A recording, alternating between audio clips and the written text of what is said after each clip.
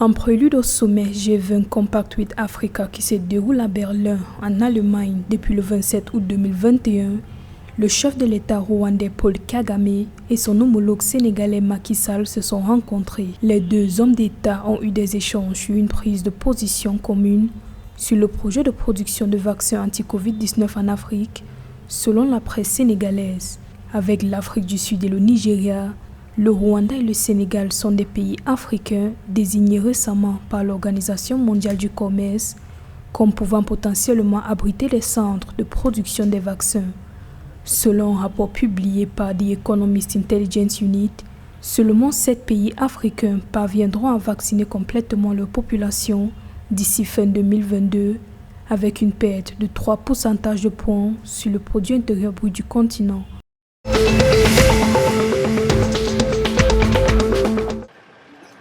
Les commandants militaires de la mission de l'Union africaine en Somalie, AMISOM, ont décidé d'accélérer la mise en œuvre d'opérations conjointes avec l'armée somalienne et de renforcer la sécurité lors des élections en Somalie. Au thème d'une réunion de 2 jours à Mogadiscio qui a pris fin le 27 août 2021, les chefs militaires ont annoncé la mise en place des forces mobiles et de réaction rapide afin d'améliorer les opérations militaires pour contrer la menace des terroristes d'Al-Shabaab. Rappelons que l'élection présidentielle en Somalie est prévue le 10 octobre 2021.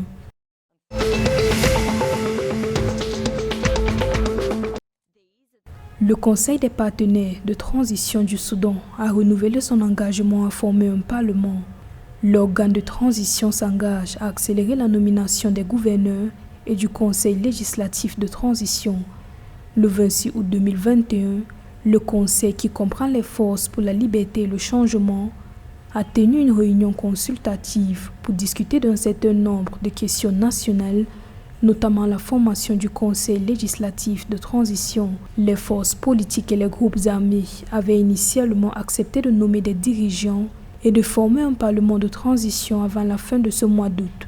Cependant, des différences sur les taux de représentation au Conseil législatif entravent toujours sa mise en place 2 ans après la formation du gouvernement de transition.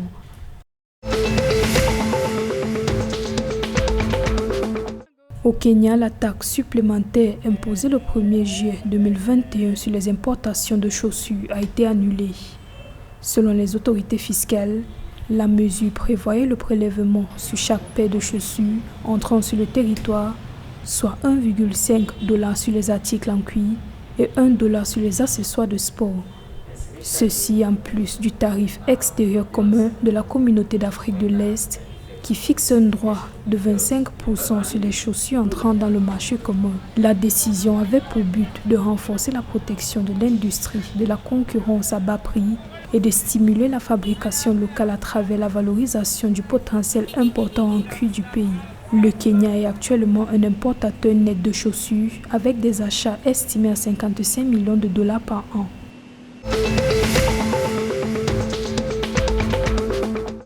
Le Rwanda s'est associé à BioNTech, une société allemande de biotechnologie, pour la fabrication locale de vaccins à ARN en Afrique. Cela a été annoncé le 27 août 2021 à Berlin, en Allemagne, au cours d'une rencontre entre le gouvernement rwandais et BioNTech, institution spécialisée dans de nouvelles thérapies contre le cancer et d'autres maladies graves. Alors que le Rwanda et le Sénégal connaissent un taux élevé d'infections et de décès dus au Covid-19, les deux pays sont engagés à fabriquer localement des vaccins dans le cadre des plans visant à mettre en œuvre des solutions durables d'approvisionnement en vaccins sur le continent africain.